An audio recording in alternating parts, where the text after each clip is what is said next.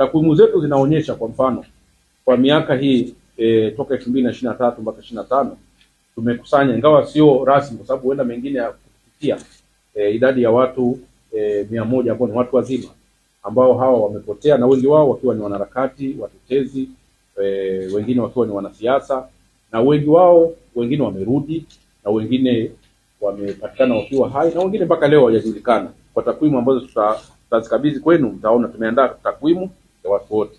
Lakini katika watu ambao wamepotea pia, kwa mfano mwaka 2016 hadi 19 serikali yenyewe ilitoa, jeshi la polisi, watu 86 waliweza kupotea, na hao 86, 23 ni watoto, 63 ni watu wazima. Kwa hiyo utaona kwamba takwimu za upoteaji zilitokea hata awamu ya 5, sio kwamba zinatokea hapa. Lakini katika utafiti wetu na ufuatiliaji mwaka 21 mpaka 22 tukatulia kabisa, tukupata matukio mengi kabisa, pengine hatukuyaona kabisa wala tukusikia ya watu kupotea, lakini baadaye kaanza kujirudia 23, na tukapata sasa hizi takwimu ambazo zinaonyesha watu kupotea. Takwimu zingine za polisi zinasema mwaka 2023 watoto 73 walipotea. Kwa hiyo kwa ujumla haya matukio ambayo tuliyarekodi 2016, 19, 23 mpaka 25 zinatupa idadi ya watu 256 ambao wamepotea. Kati ya hao watoto ni 96 na watu wazima ni 160. Hawa ni Watanzania wenzetu ambao tunashukuru wengine wamerudi, tuko nao miongoni mwao kwenye ile data tumeorozesha waliorudi, ambao wakurudi, na ambao walipatikana wamefariki tumeorozesha. Kwa hiyo sisi tunadhani sidhani kama ni sera ya Chama cha Mapinduzi, sidhani kama ni sera ya serikali ya Jamhuri ya Muungano wa Tanzania kwamba watu wake wapotee na wasijulikane wapo walipo. Kwa hiyo tunaendelea kushawishi Chama cha Mapinduzi kwa sababu kwa sasa dola zote, vyombo vyote viko mikononi mwenu. Tunaamini kabisa Chama cha Mapinduzi ina uwezo wa kufanyia kazi swala hili.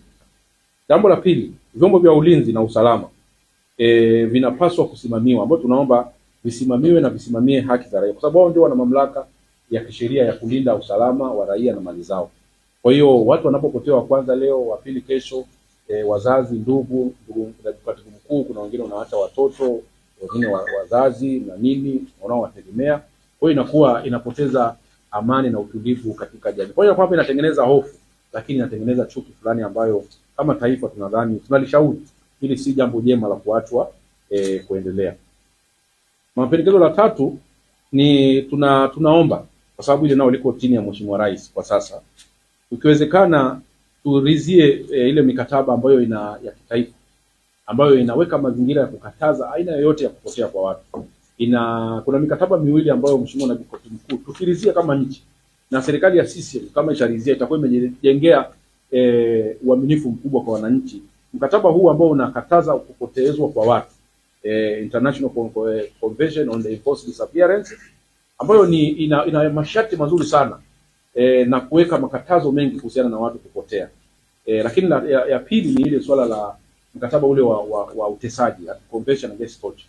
Ni mikataba ambayo kwa kweli hii tukiwa nayo kama taifa na tukaanza kuitekeleza, tutakuwa tumekomesha haya matukio kwa sehemu kubwa, naamini, na tutakuwa tumerudisha imani kubwa ya serikali na chama tawala kwa wananchi wake kwa namna moja au nyingine.